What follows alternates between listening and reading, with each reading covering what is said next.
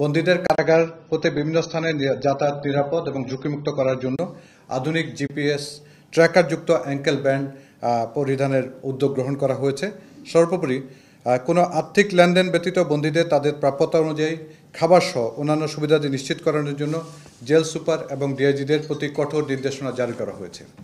এক্ষেত্রে নিয়ম ভঙ্গকারী কর্মকর্তা এবং কর্মচারীদের কোনরূপ ছাড় দেওয়া হচ্ছে না। এই ফলস্বরূপ গত 7 মাসে 12 জনকে চাকরিচ্যুতি, 6 জনকে বাধ্যতামূলক অবসর, 84 জনকে সাময়িক বরখাস্ত, 270 জনকে বিভিন্ন মেয়াদে শাস্তি প্রদান, বিভাগীয় মামলা রুজু করা হয়েছে 260 জনের বিরুদ্ধে, 29 জনকে কৈফিয়ত তলব করা হয়েছে, 21 জনকে চূড়ান্ত সতর্ক করা হয়েছে, 39 জনকে তাৎক্ষণিক বদলি এবং 102 জনকে প্রশাসনিক কারণে ডিভিশনের বাইরে বদলি করা হয়েছে।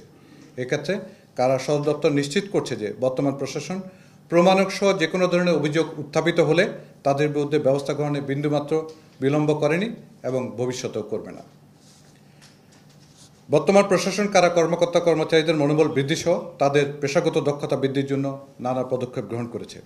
তার মধ্যে অন্যতম হলো কোনো প্রকার আর্থিক লেনদেন ব্যতীত সৎ, যোগ্য এবং কর্মোদ্যমী ব্যক্তিবর্গকে গুরুত্বপূর্ণ পদ এবং স্থাপনায় পদায়ন করা হয়েছে।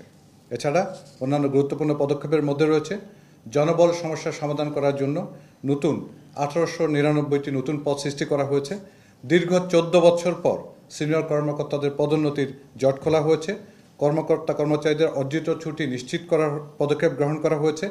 প্রত্যাশা অ্যাপের মাধ্যমে সকল স্তরে কারা কর্মকর্তা কর্মচারীদের মতামত প্রকাশের দ্বার উন্মুক্ত করে দেওয়া হয়েছে।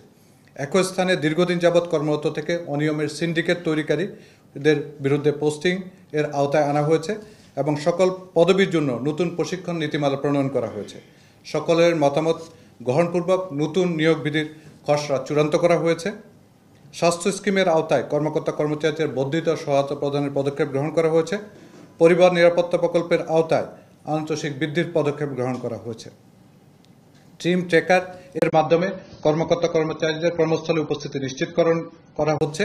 এছাড়া Bangladesh prisons and correction services act এর খসড়া চূড়ান্ত করা হয়েছে।